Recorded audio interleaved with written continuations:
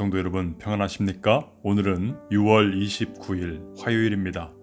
오늘도 주님의 말씀과 함께 기쁨, 감사, 은혜 풍성한 하루 되시기를 바랍니다.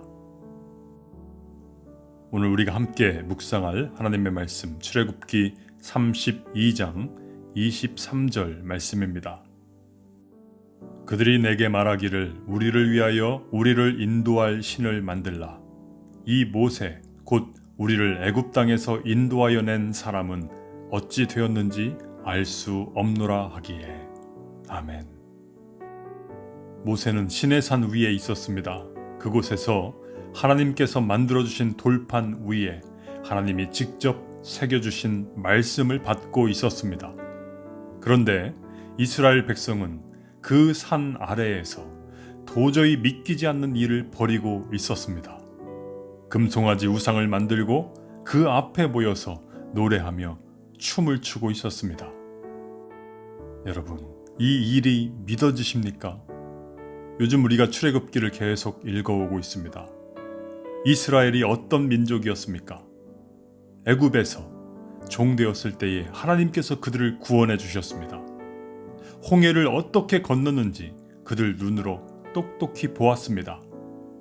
바로 그날 아침에도 이스라엘은 하나님께서 내려주신 만나를 먹었음이 분명합니다.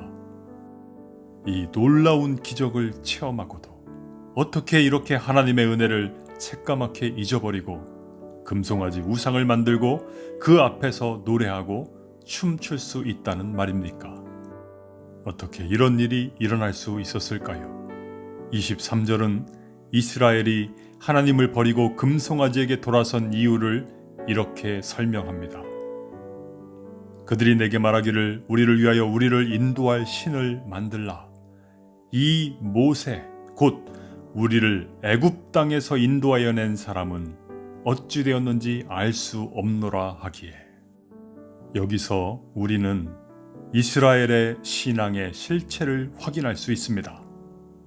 이스라엘이 결국 의지했던 것은 무엇이었습니까? 하나님이 아니라 모세였습니다. 오늘 본문을 읽으면서 아니 어떻게 금송아지 우상을 이라고 놀랄 수 있는데 사실 그 이전부터 이스라엘은 이미 우상을 섬기고 있었던 것입니다. 모세가 그들의 우상이었습니다. 모세가 참 훌륭한 민족의 지도자이기는 했지만 결국 모세도 인간 아닙니까? 인간 모세는 언젠가 사라질 존재입니다. 영원하신 분은 오직 하나님 한 분밖에는 없습니다. 하나님의 말씀만이 영원한 진리입니다. 성경의 말씀이 믿는 자들에게는 유일한 능력의 원천입니다. 오늘 이스라엘의 모습을 통해서 우리의 삶도 돌아보기를 원합니다. 하나님보다 사람을 더 의지하고 있지는 않습니까? 하나님의 말씀보다 사람의 말에 더 귀를 기울이고 있지는 않습니까? 하나님의 말씀을 붙드시고 그 말씀으로 오늘도 세상을 이기는 복된 하루 되시기를 주님의 이름으로 축원합니다.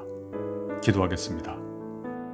주님, 사람도 물질도 이 세상에 보이는 그 모든 것들은 다 지나가는 것임을 깨닫게 하여 주옵소서. 오직 영원한 것은 하나님의 말씀, 오직 우리 주님뿐임을 기억하고 주의 말씀을 붙들고 세상을 이기는 주의 백성 될 수 있도록 인도하여 주옵소서. 예수님의 이름으로 간절히 기도하옵나이다. 아멘.